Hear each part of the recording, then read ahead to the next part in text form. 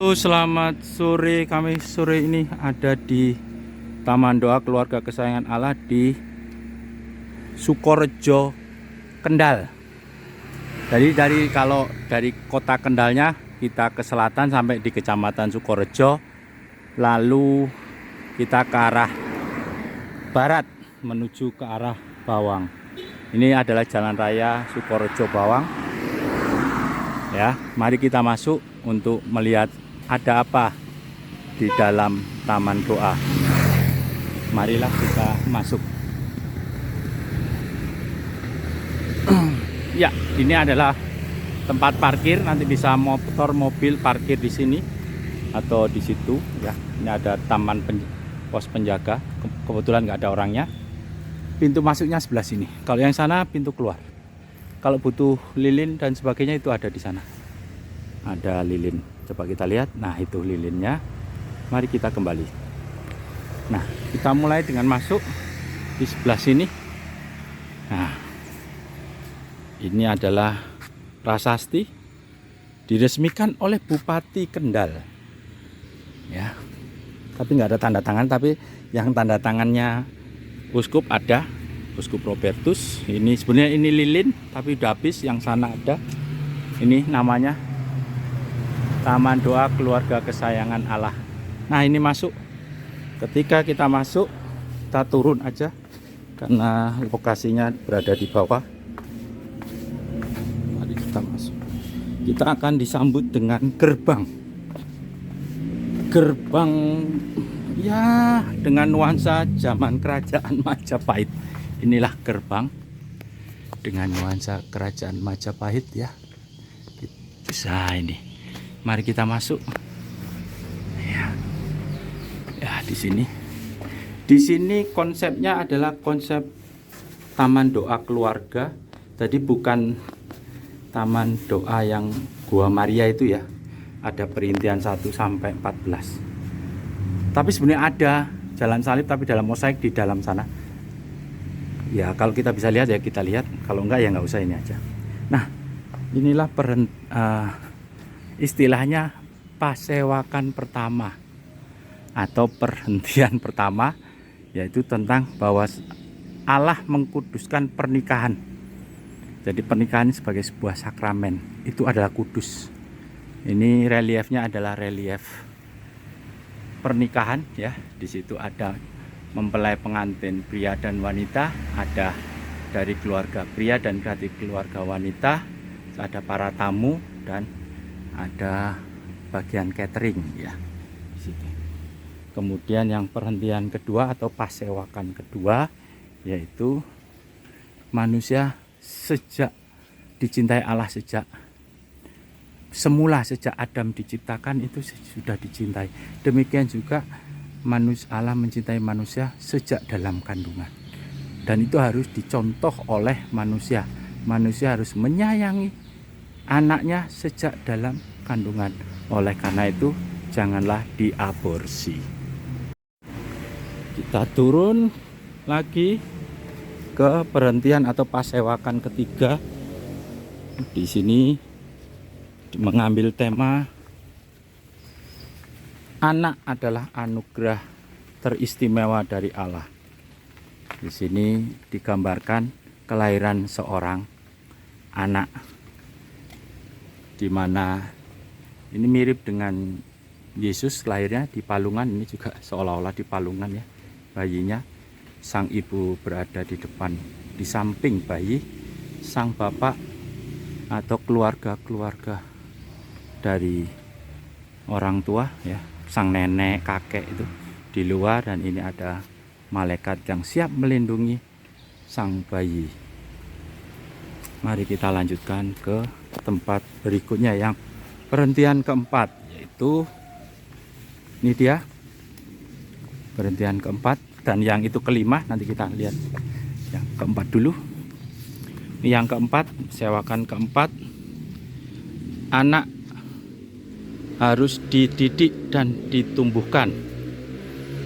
Artinya itu dididik lebih dulu, dari sejak kecil kita harus, tugas utama mendidik, karena menumbuhkan itu dapat diasuh oleh siapapun, tapi kalau mendidik harusnya tanggung jawab orang tua, karena kalau salah dididik orang lain maka akan menjadi salah, bisa jadi salah. Kalau ditumbuhkan orang lain sih nggak ada yang salah biasanya. Kecil kemungkinan salah tumbuh. Tapi kalau salah pendidikan iya. Di sini bagaimana ini patung, bagaimana di sini seorang anak sedang belajar membaca ya. Di sini oleh karena itu anak dididik sejak kecil, bahkan sejak bayi ya. Sejak bayi lahir kita seringkali sebagai orang tua untuk mendidik melalui nyanyian, melalui semacam Nina Bobo, gurauan gitu. Mari kita ke perhentian ke-5. Bahwasanya Allah melibatkan manusia dan seluruh keluarganya dalam proses penciptaan dan penyelamatan dunia. Ini digambarkan patung Allah, patung Yesus Kristus yang meminta manusia kiri dan kanan, laki dan perempuan turut serta dalam penyelamatan dunia. Ini yang perhentian ke-7. Bahwasanya selain makanan daging, roti, sayur dan sebagainya, kita sebagai manusia juga memerlukan makanan rohani. Di mana makanan rohani? Adalah firman Allah. Jadi Allah memberikan teladan dirinya sebagai makanan. Maksudnya di sini teladan dirinya adalah firman Allah. Ini digambarkan Allah itu berupa roti dan ikan. Itu ada gambar ikan dan roti digambarkan dengan gandum. Perhentian ke-7. Ini adalah perhentian ke-7. Allah hidup dalam kasih sejati. Jadi kita dalam keluarga harus hidup saling kasih mengasihi. Suami mengasihi istri, istri mengasihi anak, orang tua mengasihi suami mengasihi istri, istri mengasihi suami, suami mengasihi anak, anak mengasihi bapaknya, orang tua mengasihi anak, dan anak mengasihi orang tua. Sorry belepotan.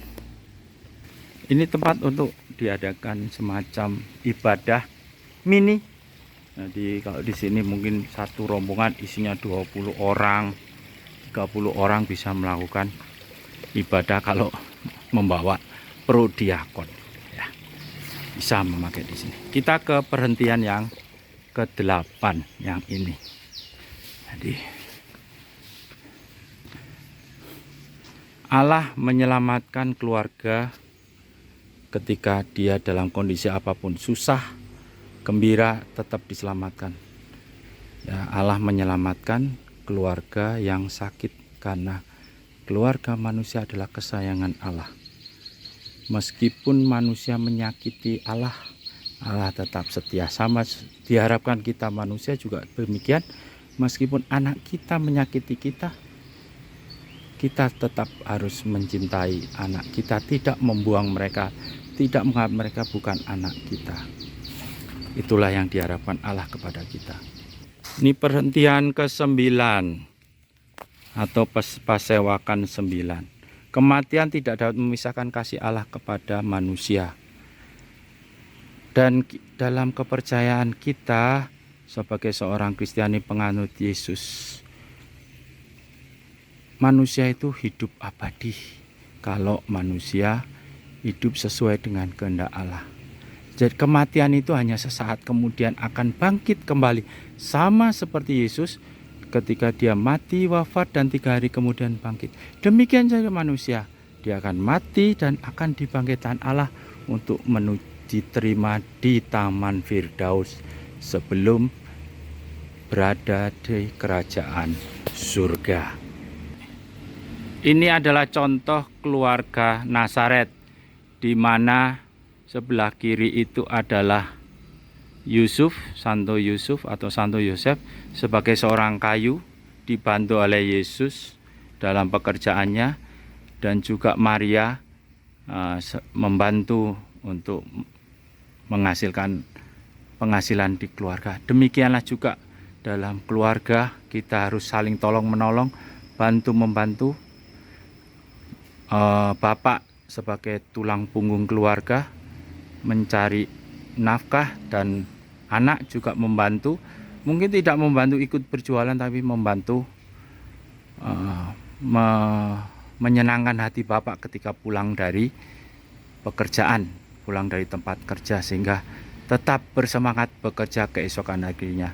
Demikian juga dengan sang ibu atau sang istri juga akan mencoba menyenangkan keluar hati Bapak, sehingga Bapak dapat bekerja dengan riang gembira. Di sebelahnya ada air suci ini, tapi kayaknya masih kosong ya, nggak ada isinya ya. Kita bisa lihat ya, betul ya, bener nggak kalau nggak ada isinya. Kita coba, kita isinya ya. Nah, kosong kan? Nah, kosong. Mungkin kalau ada banyak bisa, tapi kalau di sini ini seolah-olah sumur, tapi sebetulnya jadi kolam ikan. Nah, itu ada kolam ikan, ada ikannya ya.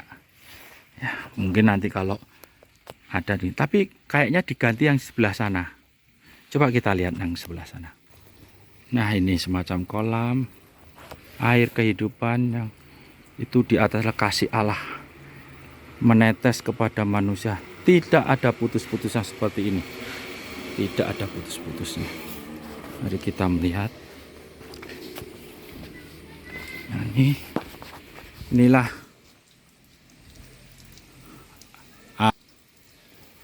suci di dalam kepercayaan orang Katolik.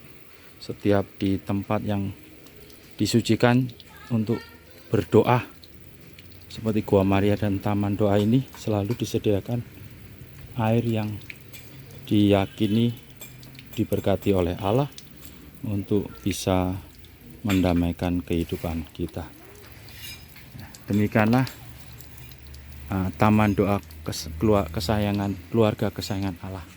Semoga dapat menginspirasi kita dalam menata kehidupan berkeluarga. Amin.